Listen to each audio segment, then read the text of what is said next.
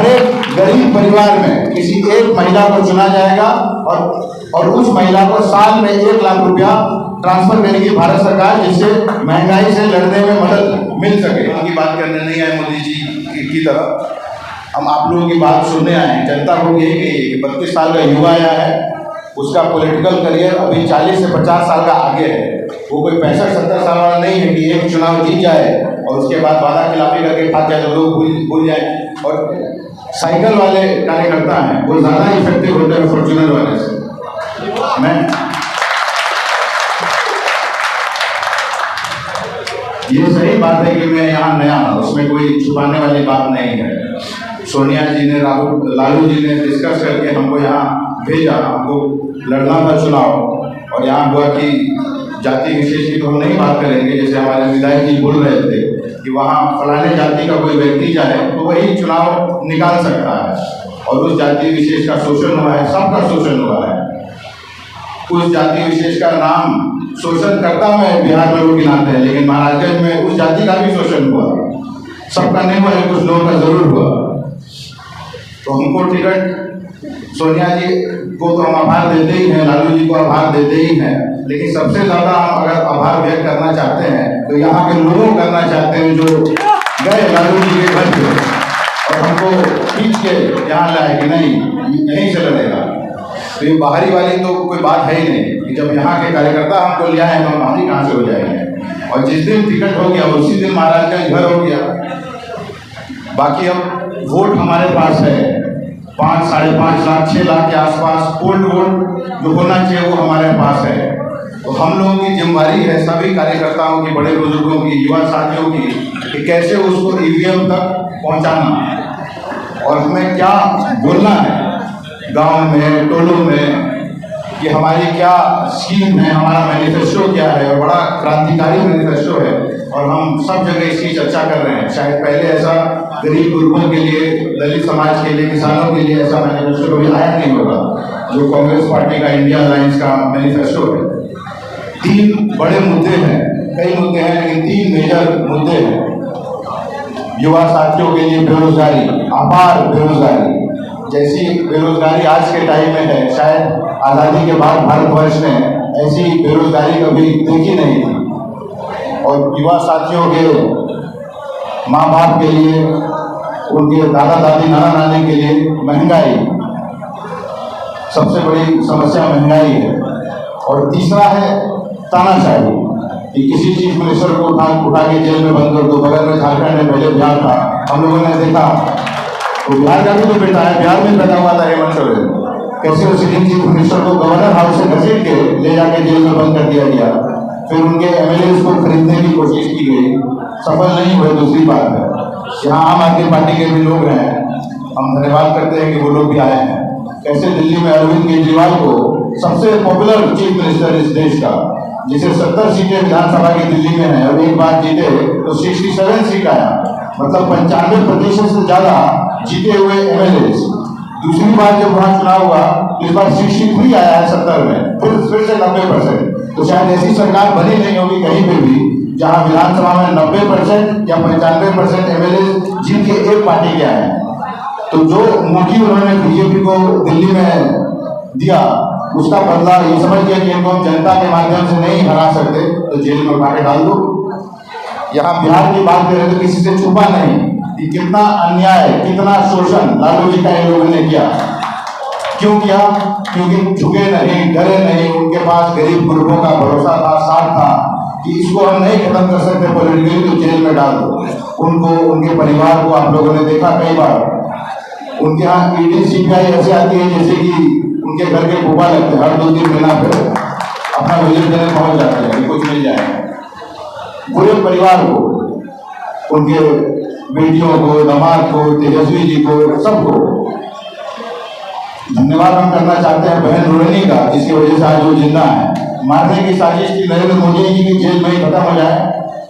Kidney देके उन्होंने, उस बहन ने उनको बचाने का काम किया था, नॉमिनेशन का।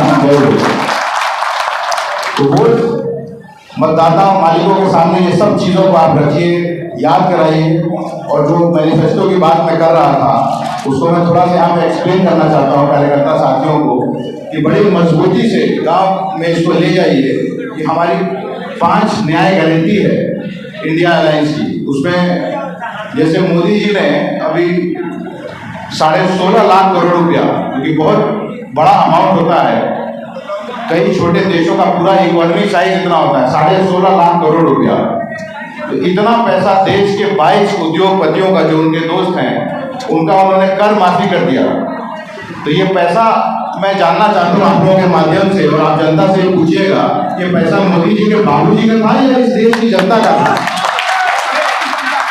आप लोग सब टैक्स देते हैं, इनडायरेक्ट टैक्स, डायरेक्ट टैक्स, उससे भारत सरकार के पास पैसा आता है। एक बिस्कुट भी खरीदिएगा तो उसमें टैक्स रहता है, आजकल तो 28% जीएसटी चल रहा है। तो आपका पैसा उन्होंने माफ कर दिया। तो और जब कांग्रेस की सरकार थी यूपीए 1 में, जिसमें राजद के 24-25 सांसद उसमें शामिल थे, तो हम लोगों ने 70,000 करोड़ किसानों का माफ किया था। तो इन लोगों ने बड़ा हंगामा और बवाल मचाया कि अर्थव्यवस्था ऐसे चलती है क्या, कहाँ से पैसे लाओगे, नोट छापोगे। और उस समय कृषि मंत्री हमारे पिताजी थे, इनका भी उसमें रोल था किसानों की कर माफी में। तो बड़ा हंगामा किया। और आज जब ये सत्ता में है तो 16.5 लाख करोड़ रुपया 22 उद्योगपतियों का कर रहे हैं। आते हैं सत्ता में बोल के कि हिंदू है, हिंदू हिंदू है, और जब आ गए सत्ता में तो हिंदू में 22 ही दिखाई देते हैं। बाकी 115 करोड़ 120 करोड़ रहने वाला हिंदू यहाँ का हिंदू नहीं है, सिर्फ हिंदू नहीं 22 है। तो उनको कहना है कि अब कांग्रेस की सरकार बनेगी, इंडिया अलायंस की बनेगी, राजद के साथ, वीआईपी के साथ, सीपीएम के साथ, सीपीआई के साथ, माले के साथ, वीआईपी के साथ, आम आदमी पार्टी के साथ, तो इतना ही पैसा हम लोग गरीब गुरबों में बांटने का काम करेंगे। तो हर एक गरीब परिवार में किसी एक महिला को चुना जाएगा और उस महिला को साल में 1 लाख रुपया ट्रांसफर करेगी भारत सरकार, जिससे महंगाई से लड़ने में मदद मिल सके। अब महीने के 8500 रुपये, साल के 1 लाख रुपए, हर महीने बैंक ट्रांसफर 8500 रुपया। इससे महंगाई से लड़ने में मदद मिलेगी, महिला सशक्तिकरण भी होगा। युवा साथियों का मुद्दा है बेरोजगारी। तो आपने देखा होगा कि बड़े घर के लड़के जब IIT IIM करते हैं, अगर हम भी उस फील्ड में जाते हैं, हम भी कुछ, तो उनको जब ग्रेजुएट हो जाते हैं तो उनको इंटर्नशिप मिलती है, मास्टर्स कर लेते हैं तो इंटर्नशिप मिलती है, लेकिन गरीब गुरबों के बाल बच्चों को नहीं मिलती। तो इंडिया अलायंस यदि सरकार मिलेगी तो उसमें भी गारंटी 1 लाख रुपया का इंटर्नशिप सरकार देगी। ये गारंटी है कि हर एक युवा को, जो हमारा युवा साथी ग्रेजुएट है, उसे 1 लाख की इंटर्नशिप प्रोग्राम में डाला जाएगा। किसानों के लिए मोदी जी जब आए थे 14 में, आप लोग याद करिएगा, भाषण में कहते थे कि किसानों का आय दोगुना कर देंगे।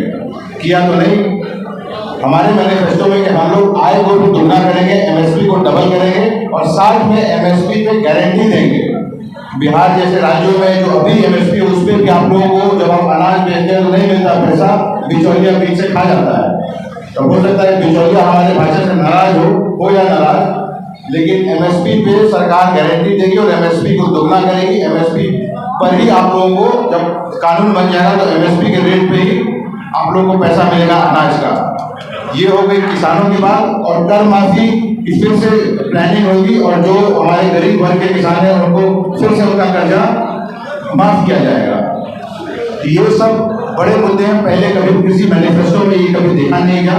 साथ में श्रमिकों के लिए, जब कांग्रेस की हुकूमत की हो गई सरकार हटे हुए हम लोगों को 10 साल, तो 350 रुपया किया था कांग्रेस पार्टी ने हर श्रमिक का मिनिमम वेज रेट मिनिमम। 8 घंटे यदि कोई मजदूर काम करता है तो 350 का रेट किया गया था। फिर मोदी जी ने उसको बढ़ाने का काम किया।